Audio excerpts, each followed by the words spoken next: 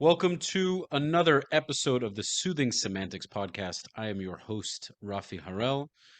As always, make sure to subscribe to the channel, like the video, leave your comments.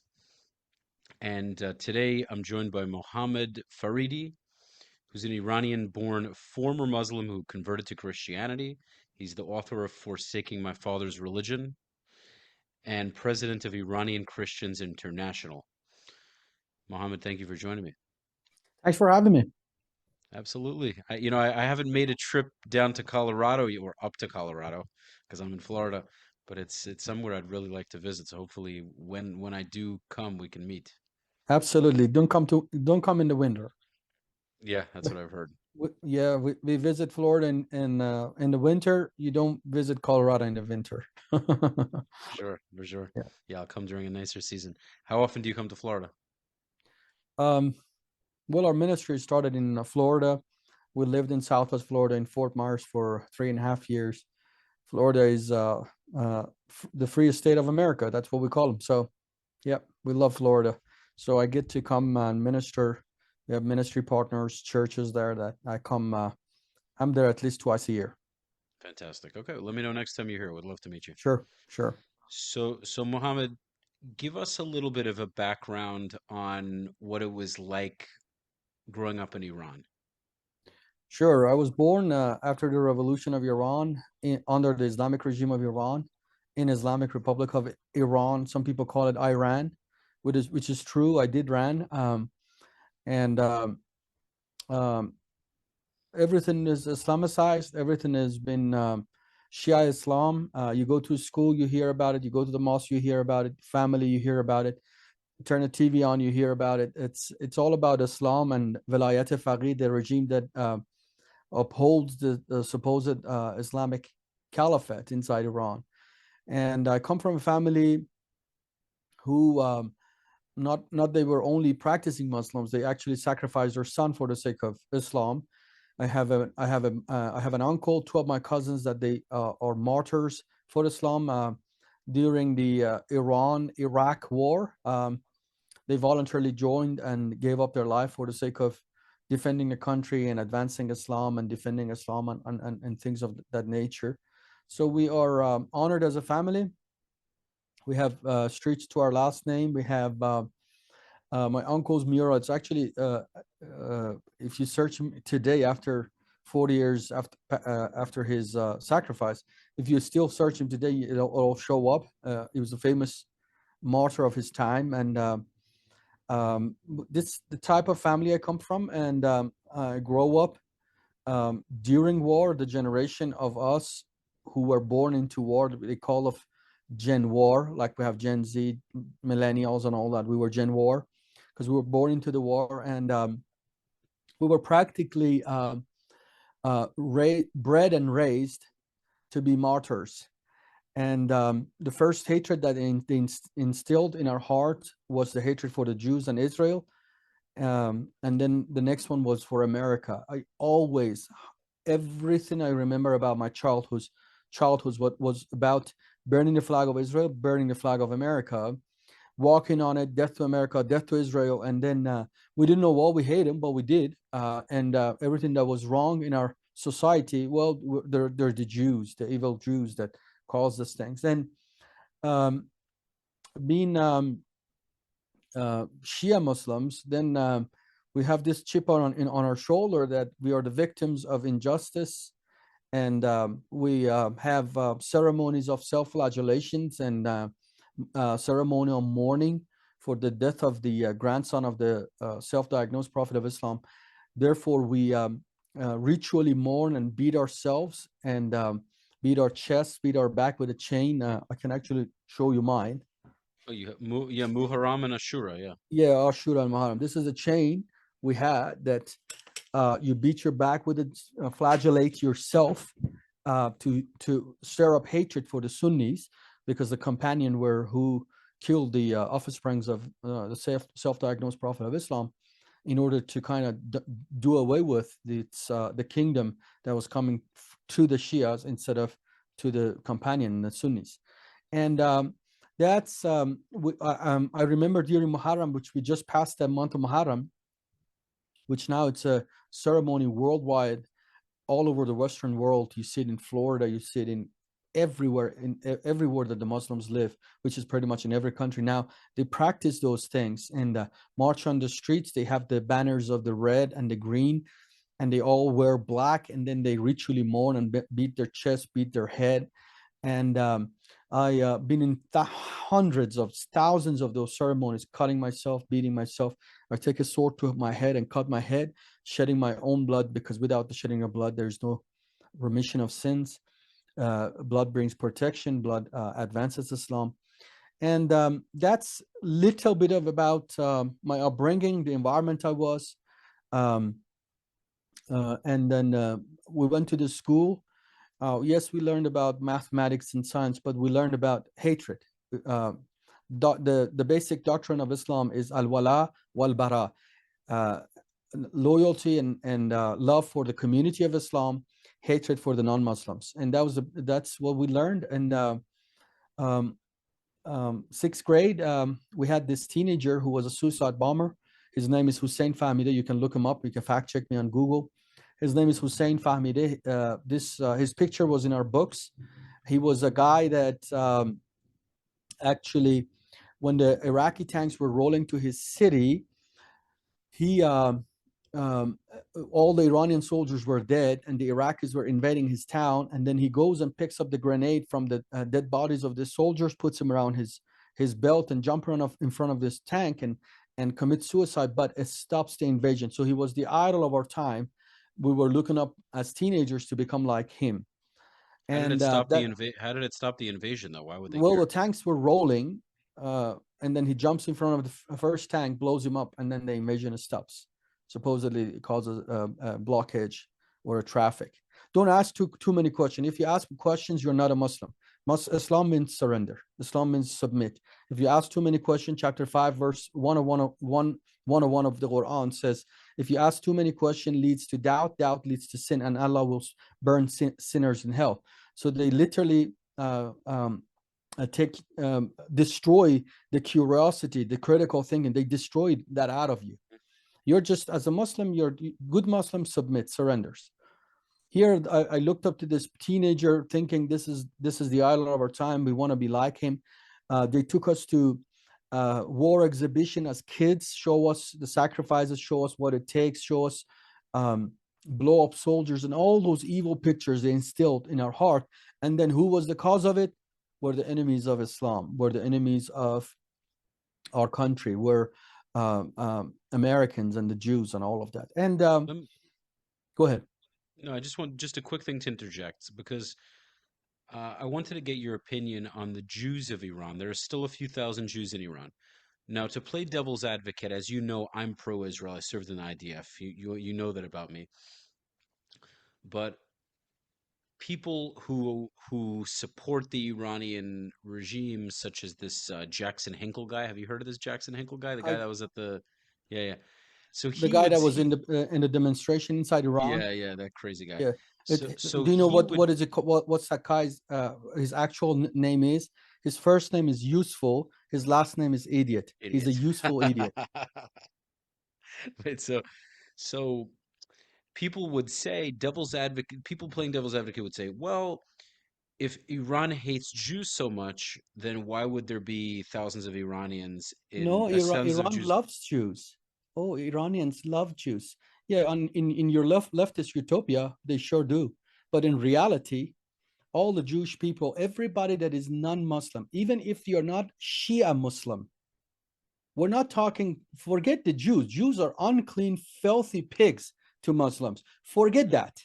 Let's not go there. But even if you're not a Shia Muslim, you're persecuted. The Baluchis of Iran they don't even have water 47 years after the Shia Islam is ruling, because as long as you're not a Shia Muslim, you're not a human being to a Muslim, to a Shia Muslim, to the government of Iran. But are they persecuted because it shows them in places in government and they have their synagogues? So like, what's the Yeah, day to yeah, day for them? yeah. Let's move to Iran and practice Judaism and see for ourselves. Such a free, wonderful nation with all this freedom, huh? Let's try that. No, brother. These are absolute propaganda. It is absolute. The government of Iran uses the minorities when they need them. They force them, coerce them to for the political shows. There are two. Even when it comes to Christianity, they say, "Oh, there are churches in Iran, there are Christians in Iran, and all that." There are two versions of Christianity inside Iran. There's the recognized version. There's the unrecognized version. The recognized version, which is the second-class citizens, are the Armenians and Assyrians. You are born a Christian. You do not, you cannot proselytize. You cannot share Christianity with any other non-Muslim. Did I say that correctly? You cannot share the gospel with the Muslims. That's how you say. And then you cannot ring the bell if there's maintenance in your church. You cannot just go and fix it. The mob will shout Allahu Akbar and burn the whole thing down. You cannot hold your services in Farsi language. It has to be in Asuri or Armenians. And then they give you that space to politically use you. That's the recognized version. And if somebody like me, who's born a Muslim, converts to Christianity, we're not even considered as Christian. We are called apostates, and apostasy is punishable by death. That's the reality of Islam. That's the reality of Sharia of Islam. That's the reality. Minorities go out of existence, and if they exist, it's for political advancement of Islam, for a political show. It's just crazy to me that Jews would still want to live there. That's what I don't understand. I guess they just have If their lives. Yeah. Yes, they have their homes, their families, their heritage. They're Iranians. They cannot just pick up and go live another place. Some people cannot just uproot everything, their businesses, their family wealth, and all of them, and just go live another place. But we think that's what they should do. But they don't think that. And there's very few thousand. It used to prior to Islamic regime in prior to 1979. My dates are all of a sudden blanking out. There were thriving Jewish and Christian communities inside Iran, and they lived and they did their lives because Iran was a secular country under a secular government and a monarch. They lived their life. Even with that, in that situation, as a minority, as a non-Muslim, to live among Muslims is the worst thing you could do. They just, because in the heart of a Muslim, non-Muslims are defiled, are spiritually unclean. Doesn't matter if it's Sharia rule or it doesn't rule. To them, if I shake your hand, I have to go wash myself in a ceremonial way. That is the reality of Islam. You cannot just say, oh, there's few Jews live there, therefore it's a free country. No, no, no. It is never a free country. If you want to try it, pick up a few Jews and go live inside and try to practice your religion inside Iran, and we'll see. Like those leftist a girl who married the pro-Palestinian, and she was just recently beat up to death in his home. Yeah, that's the reality of Islam. It's interesting. Yeah, it's really. I have a lot of Persian friends. I grew up in New York. There's a very big Persian Jewish community in New York, also California, which I'm sure you know. But I grew up going to school, to Jewish private school, with a bunch of Persian Jews, Jewish yeah. guys. I mean, they didn't. They were all born in America at that point because most Persian Jews my age are second, third generation already. Yep. Yep, they have But left. Yep. there's a lot. I mean, there's a ton. I mean, also if there's a few. I believe there's at least 100,000 in Israel, or whatever it is. But I'm a big Gorma Sabzi guy. I like my kubi there too. Yes. It's Yes. good stuff. Did you So ask him why don't you go back live in Iran? Because oh it's a free country with all the freedom that exists. yeah, no, I know what they're gonna say. I Yeah. know what they're gonna say. They're gonna say, They're are you not out going. of your mind? Yeah, no, there's no shot. There's no shot. They do very well. A lot of them are very successful. So they're definitely not going to live to let go of their lives in Great Neck and in Beverly Hills and those parts of California.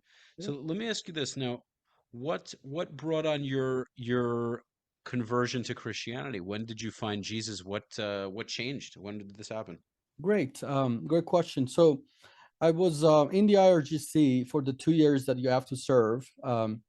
It's conscription, so I was healthy. I was male. I finished high school, trying to figure out what am I going to do with my life. Am I going to go to university? Am I going to go work or get married, or all the questions that a teenager has?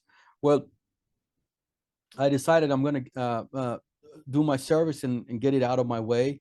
And I was sent to the IRGC. This is me when I was 19 years old, right here. That's me Wow. when I was 19 years old in the IRGC. And by the way, this book is available on our website, iranchristians.org, for free. If somebody wants to get a copy of my book, they're more than welcome. Go to our website, iranchristians.org, and then there's a tab, free book, and they click that, and I send them they can download the electronic version off the website or get a hard copy. Anyway, so I was 2 years in the IRGC, being trained as a martyr, as a jihadi. As the highest Muslim is the Muslim who lays his life down for the sake of the greater cause of advancing Islam. And part of the training, of course, in the IRGC, but this is not only for soldiers, it was for civilians too. This movement that was going on at the time was called On the Path to Light, Rafi and Mohamed. They take you to the war zone. From Tehran, we went to western side of Iran, where it borders with Iraq, where the physical fight happened, and many thousands, hundreds of thousands of Iranians gave their life up. And then they would, when we got there, they told us we have to take our boots off because this is holy ground, watered by the blood of the martyrs. And we went through those morning rituals, reminding us the war, keeping the culture of jihad, martyrdom alive in our mind. And then part of the training was put us in empty graves at night to fight the fear of death. That was part of this training. So yes, we marched to be physically, and all of that stuff that the army does, but it was a whole lot bigger than that. It was all about mental and a spiritual preparation. Here, after 2 years, I'm getting out of my military service, and when you're in there, you have that military life, and then you're kind of secluded from the world and the reality around you. When I got back, I have this friend of mine who was medically exempt. And then after a few months, when I was back, finally we got together, sat together, and then I saw the change in him, and I asked him, "What's happening with you?" I thought he has used drugs. He was very calm, and if you look at the forehead of the Muslims, always like this. They're always anger, hatred in their. You can see it in their forehead, and I didn't see that in him. And I asked him, "What is going on? Did you use drugs or something going on?" He said, "No, he became Christian." And I'm 22 years old almost at this time, and never heard anything good about Christianity, never heard anything good, positive about church Christianity, because as I mentioned to you, when you're born a Muslim, they put the hatred of the non-Muslims in your heart, regardless of where you come from, regardless. Secular family, devout family in Iran, in America, because it's a tribal mentality. And then in your tribe is good, every other tribe is evil and defiled. And he's telling me he became Christian. It was very ridiculous to me. It was foolish. Why would you, when you have the best religion, i.e. Islam, the culmination of religion, the end, the seal of the prophet, this is the best. We got the Pro Max version of religions, and then you have went and downgraded to a Android phone. It just made no sense. I started debating with him, but he said, "Well, Jesus has changed my life," and all of these things made zero sense to me, Rafi. Zero. Like, I have ears. Look, I have ears. It was like just going over, and I was fighting with him. I mean, the vein on my neck is about to explode. After about 2 hours of going back and forth, he said, "Mohammed, didn't you ask the reason for this change? I'm telling you, Christ and Christianity." And then he said this. He said, "Jesus was beaten, he was bruised, he was cut, his blood was shed. He gave up his life. He sacrificed his life for you to have eternal life." Oh my God, that is the best thing I've ever heard in my life. Everything I was trying to do as a Muslim, beating myself, cutting myself, shedding my own blood, willing to sacrifice myself to have eternal life. He said, it's already finished in the person of Jesus Christ. That's the best thing I've ever heard. And that moment, it was just something went right into my heart. It was like, I put it this way, it was like the veil was tore off. And I could see, I am trying to be the sacrifice. The sacrifice has been already given. So I'm wasting my time and energy. And then that's how I accepted Christ and Christianity. And it's 20 years ago. And Islam being such a religion of peace and tolerance, you just know this because there are a few Jews that still live in Iran. I was so accepted. My dad said, "Oh, my son, we love that you betrayed our clan. We love this change in you. You choose your path. What do they say? Kudos to you." Do you think that's what happened? My dad violently beat me up and threw me out of our home. Now I was a traitor. Now I was unclean. I'm Now surprised you told him. You thought he was going to take it well, or he found out that you actually told him? No, I did not. I wasn't stupid to go to make announcement here. Mom, Dad, your religion is false. I have found truth. That wasn't the good. No, I was just minding my business. But Islam is a religion, such a religion in your face, because it's a hypocritical religion. I have to do it for Rafi's and Rafi's family to see it. I can't go to in my closet and pray. I had to do it in front. So when you don't practice Islam, everybody's seen it. So the suspicious was brewing in our home. Like, I don't hang out with the same friends. I'm not going to the mosque every evening. I'm not listening to the same garbage sermons that I used to watch after the Ayatollah would come and say that death to Israel. I wasn't listening to that anymore. Now the suspicion is brewing in our home, but they cannot quite understand what's going on. And here one evening, they caught me in the act. I was in my room, as Jesus says in chapter 5 of the Gospel of Matthew, go to your room. If you pray, it's between you and your Father. Here I was minding my business, trying to be a good Christian inside our home. And my dad comes in and is asking me what's going on. And then I should have been smarter. I got in a debate with him. And he was an educated man, but was very strong and abusive. And then he asked me what I was doing. I said, I'm praying. But the way I was praying, there was no prayer rug, and I wasn't facing Mecca. I wasn't going through the ritual. So he got confused when I said I was praying. Oh, wait, why would you? I thought you guys don't face Mecca. I thought you face Karbala. I'm No, we confused. face Mecca. All Iranians at all time, they all face Mecca when they pray. So even the Shias face Mecca? Okay, I guess 100%, 100% uh, of them. okay, because it's still Muhammad. Okay, I thought you guys. I thought Karbala was more of your. No, Karbala is a pilgrimage. It could be the pilgrimage, but it cannot be the place that you face for your prayer. Mecca is the place you face for your prayer. Okay, gotcha. Here he comes to the room and he says, "What are you doing?" I said, "I'm praying." He said, "Who are you praying to?" And I said, "Dad, I'm praying to Jesus." And said, "Why not Muhammad?" I said, "Muhammad is dead. How could a dead person hear me?" I mean, I'm answering logically, right? How could a dead person hear your prayers? It did. And then he got really upset and then violently started beating me up. And then I ran away for my life from our home. So that's a little bit of the story. I mean, Is your father still alive? No, he passed away. And at that point, were you in touch with him, or that was the last time you ever spoke to him? Few times after that, we were in touch. He got severely sick, and I was married, and so I wanted to make some things right, but the relationship never was the same. Never. And you have siblings? Do you have older siblings? I have. I'm the youngest actually. I have older And are siblings. do they all live in Iran still? All of my family, yes. And they're still all, so you don't have connection with anyone in the family, or you do? Only with my older brother. Little bit though, very little. Okay, and the rest of your family's still like super Muslim and they don't want anything to do with you? My mom is super Muslim, and our relationship is really weird, like really weird. I cannot even. Every time we try to talk, it's always awkward, and she wants to. Oh, my son. She still, 20 years later, Rafi. She still think she's in a dream, a nightmare, and she's gonna snap out of it. and I'll be that good back that good Muslim I was, and my wife is gonna wear the hijab and become a good Shia Muslim. She still Wow, is in. She still hasn't she's in fathomed. denial. Yep, what has happened to us. So Wow. Okay. And your wife is Iranian or she's an American woman? she's American. Ah, okay. You met after your conversion? After you Oh, we officially? met long after my conversion.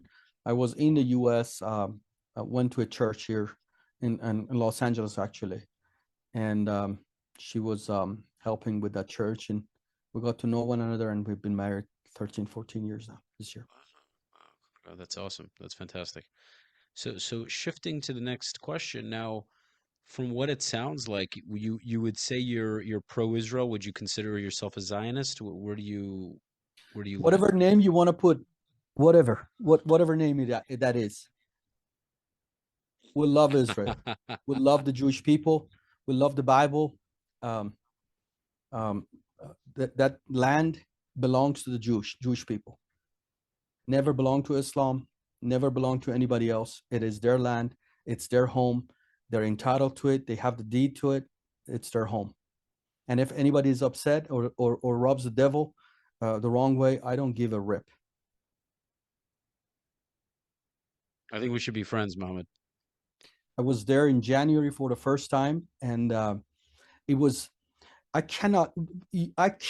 I can share my story with you, Rafi, but I cannot walk you and tell you what I have been. Growing up, marinated in the hatred for the Jewish people, for Israel, and now the King of the Jews rescues me out of my miserable, demonic religion that I was stuck in. And now, after all of these years, I'm getting the opportunity to go to Israel, to the land of my God. I cannot tell you. It was like, first of all, I was expecting the Mossad come at the checkpoint, said, "Go back. You're not welcome here," and I was totally fine with it. They're justified. Being a soldiers, IRGC, with the war, with the wickedness of the finances of the Islamic regime to Hamas and causing havoc and problem for the. I understand that. I was mentally ready. I was emotionally ready, even though it was a dream coming true. That man, I'm defying all odds. I'm going again. Everything that they meant for evil, God had turned them and stuck them in their nose. And I'm going to Israel. I'm just excited. At the same time, I'm prepared. But after 45 minutes of questioning, people going back and forth, everybody's weirded out. I'm with a tour. Everybody's waiting. And they're questioning me more than anybody probably that day. But when they handed me that piece of paper, they said, "Welcome to Israel." I said, "Devil, whatever you tried, whatever you tried, it did not work. Here I'm going in." So I spent So 10 tell me days what it was there. like. Tell me what it was like when you got through the airport and when you went to, I'm sure you I went to had to pinch Jerusalem. myself. I had to pinch myself. I'm like, is this happening? Am I really here? How many Iranians get to do this? How many Iranians get to overcome all of this propaganda and evil? How many of them? I'm one of them. I have overcome. So, and I was there 10 days, went to um, everywhere you could. Sea of Galilee, my favorite spot in all of Israel is Sea of Galilee for sure. We went on a boat ride there. It was just fascinating. And then went to the Jerusalem. My gosh, it's someplace, huh? If chaos has one meaning, it's Jerusalem. All the Christians and Jews and Muslims, everything you see in the planet Earth is there. Jerusalem, I Jerusalem is a wild place. Yeah, yeah. it really is. It's a Went to the beautiful Temple chaos. Mount. Yep. And then I had so much hummus. Oh my gosh, I could not. Falafel and hummus. I mean, the guy would put falafel and then put hummus in it. I'm like, brother, enough of the garbanzo beans. I just had enough. But that's it was a phenomenal experience, and I'm forever grateful. So Really awesome. That's fascinating so place. amazing. That's Fascinating so place. amazing. Yeah, it must have been such a surreal moment for you. Now, let me ask you this.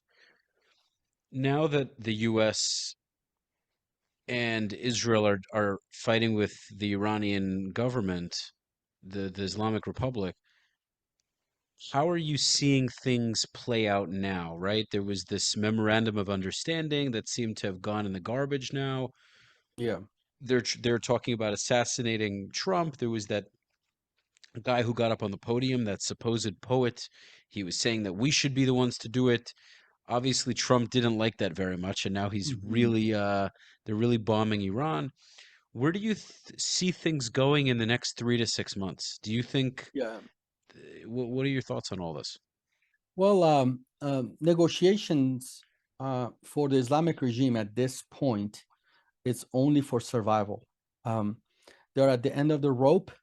This rogue regime, this the bully of the Middle East, is being slapped around a little bit now. They are realizing that they're nothing but a tiger, a paper tiger, and the only thing that will keep him in existence is this nonsensical J.D. Vance type of negotiations and memorandum of understanding. The only, I think, out of the 8 billion people that they live today on the earth, there's one person that think that negotiation is going to work, and that's J.D. Vance. I don't think there's a second person. I mean, if excluding the left, because left has no moral standards, so they don't understand anything. So I'm not expecting that. But in the conservative, uh, except the 8 billion people, J.D. Vance is the only person. It's negotiation with demons, with Satan never works. It is these people are ideologues. They want to die. They love death. They love martyrdom. They cannot wait to see their 72 virgins. They believe creating chaos is ushering their Mahdi, is their apocalyptic Okay. messianic figure. And for now, they negotiate in order to buy time, to kind of like a spring that you push it back, that they come back. The strategy is clear. 47 years of it. It's been proven to the world. If it's 47 years or 407 years, it doesn't matter. Same people, they're going to think the same way. And they have occupied, colonized Iran, exploiting the Islamic regime I'm talking about. They have colonized Iran, and they're exploiting the resources of Iranian people and financing and advancing their evil agenda. And this must be stopped. And thank God that the government of Israel understands this. And I think after October 23rd, they have made the decision. I really believe that when I look at how they have gone down to clearing the house. They did not go to Iran first because they knew if they do that, then they have to fight from many different angles. So they went after Hamas, they went after Hezbollah, they went after the Houthis, they went after Bashar al-Assad, they went after the Hashd al-Arabi of Iraq. Step by step, the tentacles are being cut. But if you do not deal with the head, you just chop it down and then it's going to grow back in. Therefore, I believe this, that IDF, the people in charge of Israel, whoever those people are, they understand this. And after October 7th, they have made the decision to clear the uh, Middle East from this rogue regime. And by the grace of God, we call them the soldiers of Moses, with the help of the soldiers of Jesus, being the American army, they're going to get rid of the soldiers of Mohammed. What do you think it's amazing that a country as small as Israel is able to do so much damage to all of its enemies? Like the Mossad, the way it just assassinates all of the heads of these armies. And then you had the Mossad in Iran with the drone factories Yeah. and just uh assassinating Sinwar and well, they didn't assassinate Sinwar. Was it Everyone in IRGC, all of major clerics, everybody that was saying death to Israel, now they have joined their death. So it's remarkable. But a nation that has since 48, that has been in so many wars and surrounded by so many evil, they have learned to survive. and kudos to them. You have to. You're not in the Western world. You're not in a safe world. Middle East is Yeah. dominated by. You're surrounded by enemies, Sunnis and Shias. I would not trust the Saudis. I do not trust the Qataris. I do not trust Lebanese. I don't trust them.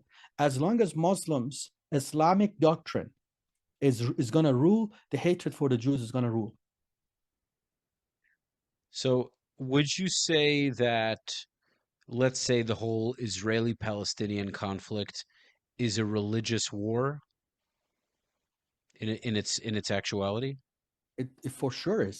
It has been always, for sure. And Because until the propagation of this, as I say, as when the kids grow up and they're trained to behead and go through these rituals of the Jews are unclean, they are occupied our land. As long as that continues, this war is going to continue. It has to come to a point that everyone that is propagating these messages is discouraged or dismantled or dissipated, is done away with. This is going to continue. I can give you historical example, like what happened in Indonesia when the Dutch ruled. Every Muslim who went to the mosque and preached hatred, they got rid of them. It became to a point that they reformed Islam there, so you see a much better version of Islam there. But as long as the mosques are open and preach hatred for the Jews, this war is going to continue, regardless of where the people are. Yeah, yeah. Is there anything that you wanted to cover that maybe we didn't before we wrap up? Persian people had a great history with the Jewish people for a long time. Yeah, for sure. I can give you many historical incidents and examples from the Bible, from the historical, but then it comes Islam, and then everything changes. And until Islam rules, we will have those problems, because it always fuels hatred for the Jews and Christians. Islam is that. If you understand one thing from this conversation, the bottom line of everything Islam teaches is tribalism, and that tribalism teaches al-wala, loyalty and love for Muslims, disloyalty and hatred for the non-Muslims. And as long as this continues, this wars and the situation in Middle East is going to continue. But thank God Israel understands this, and I believe it's going to do away with the Islamic regime, and we will see. As El Al flew 18 direct flights from Tel Aviv to Tehran in 1978, 1979, that's going to return much stronger. And this time, Iranian Christians, church, evangelical church, is the fastest growing religion inside of Iran now. And millions of Iranians going to visit Israel, and I'm going to lead many of those trips to Israel. God willing, man. That's beautiful. That's beautiful. I believe sooner than later we'll be able to do that for sure. Okay, well, Mohammed, it was such a pleasure, man. It was really a pleasure getting to know you. I hope we can meet in the future. Make sure to go check out Mohammed's website. Remind me, share the website. IranChristians.org. IranChristians.org. And the name of the book is Forsaking My Father's Religion. As Mohammed mentioned, you can get that as an ebook or you can have it mailed. It's available for free on the website. So make sure to check it out. Mohammed has a YouTube channel. You can follow him on YouTube. You can also follow him on Instagram at Mohamed Faridi. I believe it's Mohamed Faridi Official, right? That's your handle? Yeah, that's my Instagram, and my YouTube is Mohamed Faridi. Yes. He has a very impressive YouTube channel, 130,000 subscribers. So make sure to check him out. So guys, as always, make sure to subscribe to the channel. Leave your comments, like the video. You can support the channel in the Buy Me a Coffee link in the description. Of course, for all of your real estate needs in South Florida, you know where to go. Until next time, peace.